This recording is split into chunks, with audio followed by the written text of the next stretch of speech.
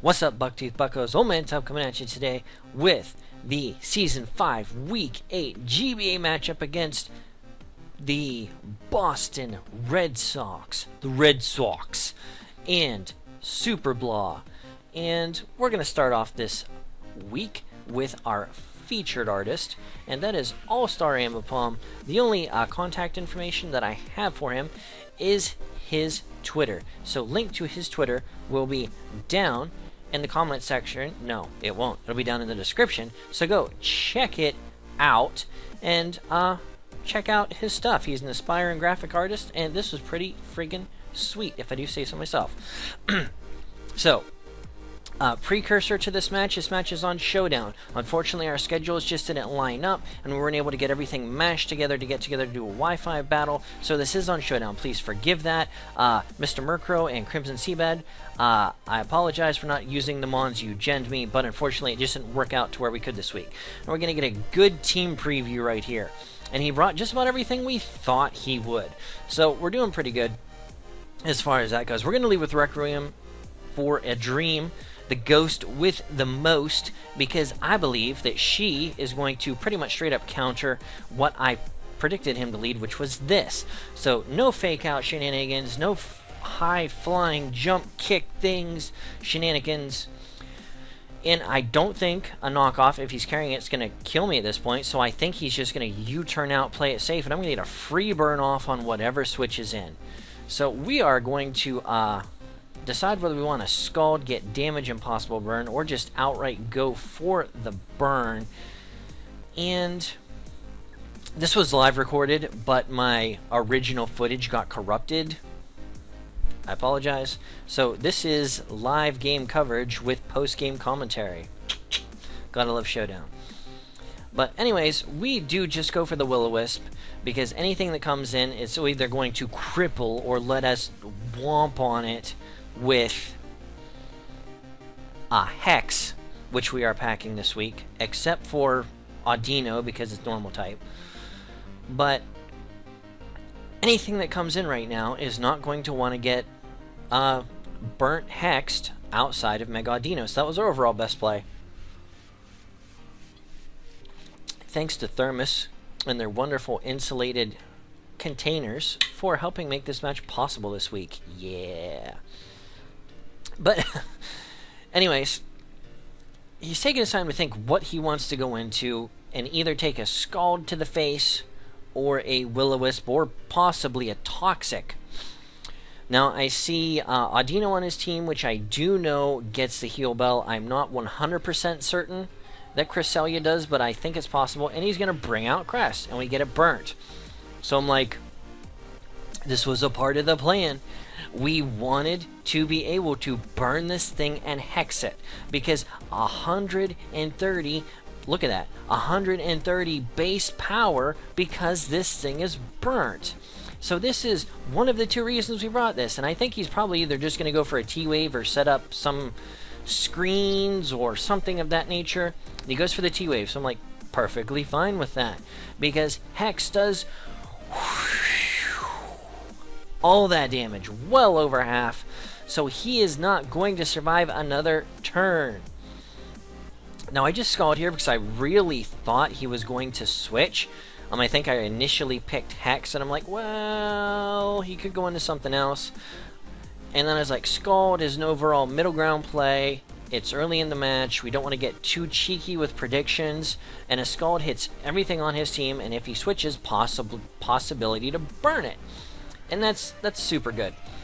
But looking at his team, nothing is going to want to come in if I predicted a switch and get burnt. So all in all, he's probably just going to stay in and let this thing goes on. He sets up Rain Dance. I'm like, what?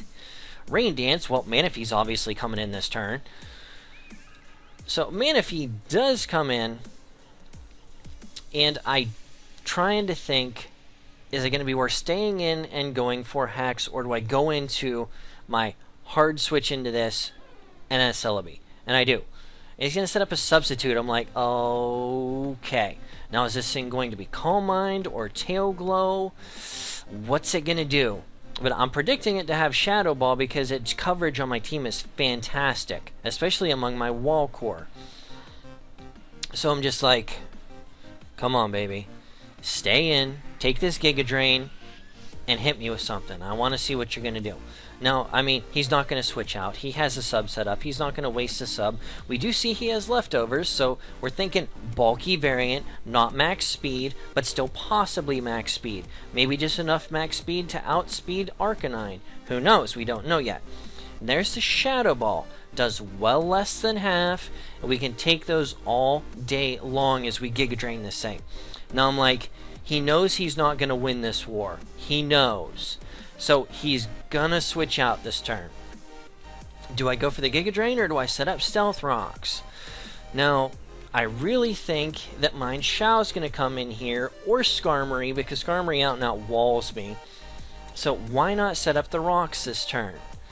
It's going to get his rain down to a single turn, and it's gonna make this thing a lot less threatening because Cresselia goes down to the ghost with the most, Jellicent, Requiem for a Dream, being dreamy and peachy keen. So we just stay in and we go for that Stealth Rock, predicting him to switch out. And he's probably running some damage calcs to see how much this is actually going to do, because based off that turn, all he knows is that I'm faster than him. He doesn't know, well, he might be able to tell that I'm max HP based off the damage. Get those rocks up and this thing comes back out. So I'm like, okay, at the end of this turn, rain's gonna be gone.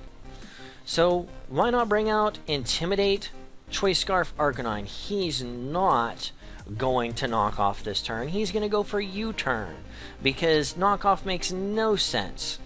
So he goes for the U-turn this turn. I'm like, okay. Took that very well after the Intimidate. And oh, this thing's going to come back out. I'm like, but the rain's over, baby. So guess what? We got that Wild Charge. We are guaranteed to outspeed it now that we know that it's not choiced in any way. So I'm thinking he's going to set up a substitute here. I think Wild Charge is going to take him down to the range where he isn't going to be able to set up a substitute here. And I'm like, let's do it. Let's do it. Let's do it to it. Pow! And what happens? We take him down to where he can't set up a substitute. So we get a Wild Charge off for free. And the crowd goes wild. Okay.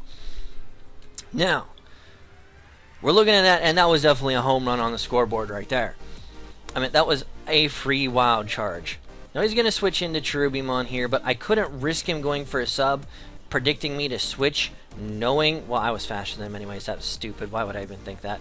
But him thinking, hey, he's going to switch and blah, blah, blah. So he brings in Cherubimon, and I'm like, what can I bring in on this thing that he might have this might be carrying a T-Wave. He's probably going to Wish, Protect as he Megas up. Gonna set up the Wish. Okay, I see you.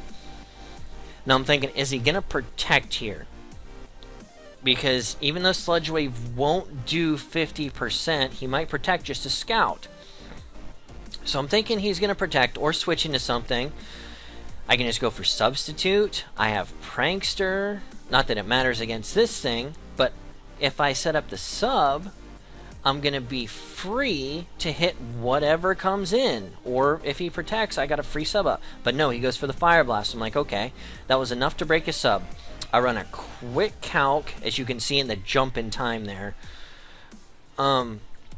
Do a quick calc and see that Fire Blast at most from a bulky Mega Audino does right in the range of 30, maybe 35% if he absolute high rolls me. But 30% is a good estimate as to what it's going to do. So I'm like, okay, can we beat this thing with Sludge Wave? Because Sludge Wave does just below 50% on a good roll. And I'm like, we have leftovers. We're going to beat this thing if he tries to Wish. And eventually we're going to poison him. I mean, only 10% chance, but still. We're going to win the long run if we play Sludge Wave War with this thing and he doesn't switch out. Get an average roll there. Goes for the Fire Blast. And I'm like, I like this because he's eventually going to miss a Fire Blast. and he's eventually going to go down to the Sludge Wave. So, keep hitting Sludge Wave. Just keep hitting Sludge Wave. He isn't going to do anything. And that's what we're going to see. We're just going to keep on going with that Sludge Wave. I thought maybe he would switch out there, but he didn't really have a safe switch. He Fire Blasts me, not a problem. Now he's at the range where a Thunderbolt will kill. Thunderbolt, I think, does a minimum of 30%, and then he's well below that at this point. So I'm like, go for the Thunderbolt. He can't switch anything into a Thunderbolt. He can't. So I'm like, fantastic. We got 2 of his major wall threats down early game, and we haven't lost them on yet. That's fantastic. Now here comes Sneasel. I'm like, okay, he's going to knock off here. And I checked to see possibly if he pursuits, would it kill me? And it didn't. So I switch out and I go into Arcanine, because even if he knocks me off at this point, I don't really need my Scarf, because almost everything on his team that I'm naturally going to outspeed anyways, especially now that I know that it's a bulky Manaphy. There's still a chance of me outspeeding. But the extreme speed is going to take this thing down to a point where his Life Orb recoil, which we saw from the knockoff, is going to put him in a range that he can't switch in and out freely with the rocks up. So if I extreme speed here, that's going to take him to a point where the Life Orb recoil might even finish him off. So I'm like, okay, extreme speed is the play to make. And he may not even be predicting extreme speed because I was Scarfed. But I mean, I'm physically offensive Arcanine. It's going to have extreme speed, right? But that was still in my mind. I was Scarfed. He may not be thinking about extreme speed, but I want to go for it. I know it's going to do a huge amount of damage, because Sneasel is just... Did I call this thing something else wrong earlier? Sneasel is just frail, paper thin. So we're going to see what happens. Hopefully, worst comes to worst, we double down. We take him down. That looks like Life Orb range. I mean, we trade Arcanine for Sneasel. In my opinion, that's a really good trade-off, because Sneasel does so much work against my team.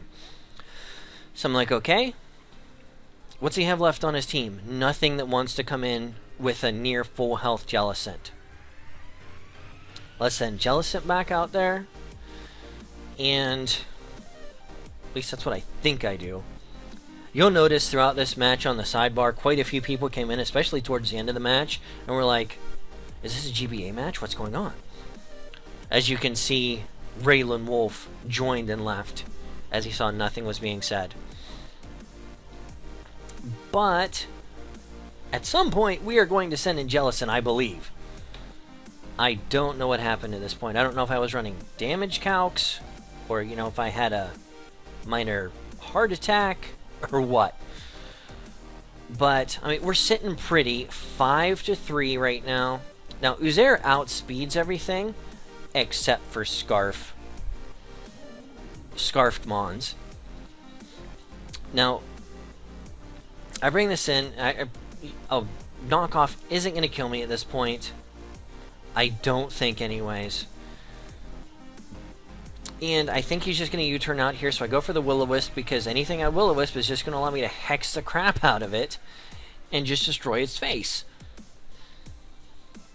So I really think he's going to U-turn out here, and even if he doesn't, and he stays in and knocks off and doesn't kill me, a Will-O-Wisp is going to completely decimate this thing's face. And it's going to make my team's job a heck of a lot easier. So out comes Manaphy, and I'm like, Willow misses, okay, not a problem. So I'm like, I think he's at the range that I could just outright hex him. I don't know, because I don't know his exact investment, but I'm pretty sure he's at the range that, I mean, a stab hex is going to take him out. So I'm like, okay. And I was really thinking if he's carrying rest, now is when he's going to go for it. So I ultimately decide on hex. And I'm just like, he might go for Shadow Ball for damage here, because if he hits me with the Shadow Ball and he brings Mind Shell back in, it's probably guaranteed I'm going to be at the range that if he's carrying knockoff, it will take me out. But yeah, his Shadow Ball does just pathetic damage, and that is why Jellison is the ghost with the most, the beast from the east. And I'm just like, okay, what's this thing gonna do? I don't want to switch anything out. Jellicent, you've done your job. Have a seat. You've taken out two huge threats on his team, being Manaphy and Cresselia. So I'm like, okay, if this thing is scarfed, Uzair is the only thing I can risk losing that if he is. Because if he wasn't, I lose when he switches a move. So I'm like, okay, whew, what are we going to do here? And the only way I'm going to know he's scarfed is if I attack. So I'm like, okay, Thunderbolt here, he knocks me off, he's scarfed. Bringing in T-Tar, setting up my end game. And there's another person coming in, talking. We're going to Mega Evolve and Rock Polish. Because after a Rock Polish, I am faster than this Mine Shao. Guaranteed. So I'm like, okay, if he stays in, I'm going to Rock Polish and then just destroy his face the next turn. And if he switches out, maybe he won't have Whirlwind, which was wishful thinking on my part, but a Fire Blast does over 50%. Just over. I believe it's guaranteed 51%, unless he's specially defense invested, which I doubt. And whew, that does so much damage. He is going to Whirlwind me out here, which makes me sad face. So I'm like, okay. This is what I was worried about. Getting into a point where I'm not going to be able to take out this Skarmory. So I go for the Iron Head to gauge the damage. And I'm like, okay, he's definitely physically defensive. And I'm just like, whew, what are we going to do here? We got the flinch, but another one's not going to take it out. Do I just Iron Head again? Because I really thought he might switch out at that point. He's going to Roost, and I'm just like, crap. Crap, crap, crap. No, I go for the Sword Stance here. Because even if he Whirlwinds me out, it's not going to matter. Because I'm not going to have him below 50% at the end of the turn. So I'm just like, oh, crap. So I Sword Stance up, want to get another Iron Head off. And I do go for the Sword Stance, and he is just going to risk getting him back up to 50% health. So I'm like, just Iron Head, that's what you got to do. He's going to Whirlwind you, and yeah. So we go for the Iron Head because it's our best play. Guaranteed after a Sword Stance, a Life Orb Adamant is going to take out freaking Mine Shao. So this thing's out here. I'm going to go for another Fire Blast and deal with Mine Shao as it comes in, because that thing potentially one-shots the rest of my team, and that is freaking scary, and it's faster than the rest of my team if the sand is down. If the sand is up or I have a Rock Polish up, Mega T-Tar and Excadrill both outspeed it. But without the sand or a setup, it outspeeds my entire team. But it's scarfed. So if I can get it down to where I'm 1v2, I can beat it hands down. But while he's sitting here with this Skarmory in my face, that is not the case. So I go for the Fire Blast, and Nick is really thinking about how he needs to endgame this. Now, I know a Fire Blast isn't going to kill Mine Shao if it comes in, because I'm adamant, and that is minus special attack. So we really, really have to be careful how we play these last couple plays. And I go back up and see how much damage that, I forget what I was checking. I think I was checking Fire Blast damage. And I'm just like, we need to hit some Fire Blasts, and we need some good plays, and maybe a little bit of luck. So I'm like, okay, come on. We got that Fire Blast picked. And I'm just like, please hit. So we're sitting here, drinking our tea. Thank you, Lipton. And these points in the match were absolutely agonizing, waiting for him to pick a move. Because the wrong play right now ends the match. Literally ends the match.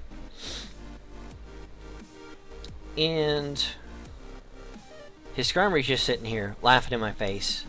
And I was talking to Uzi before my match, and he was like, Skarmory's going to be your biggest problem. And I'm like, no kidding, I know Skarmory's going to be my biggest problem. And here it is at the end of the match being my biggest problem. And here it is, that little bit of luck I was talking about. We burn the Mind Shell on the switch in, and that had to be so demoralizing for Nick, and I apologize. But when that happened, I nearly jumped through my 12-foot ceiling. And I'm just like, what do I want to go for here?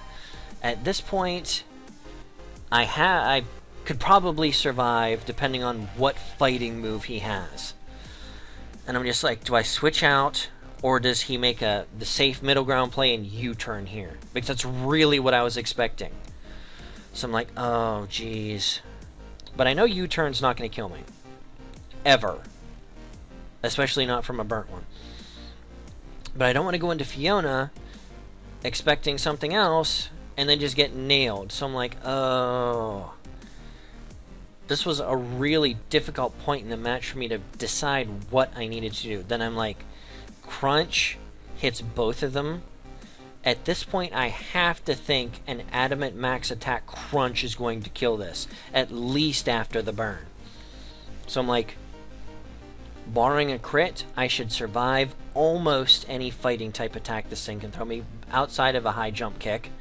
And I'm just like, oh, come on, come on, come on. What's going to happen? But even if... and I kept going back and forth on this, because if T-Tar goes down, Skarmory wins the match. And I'm like, low kick, I'm like,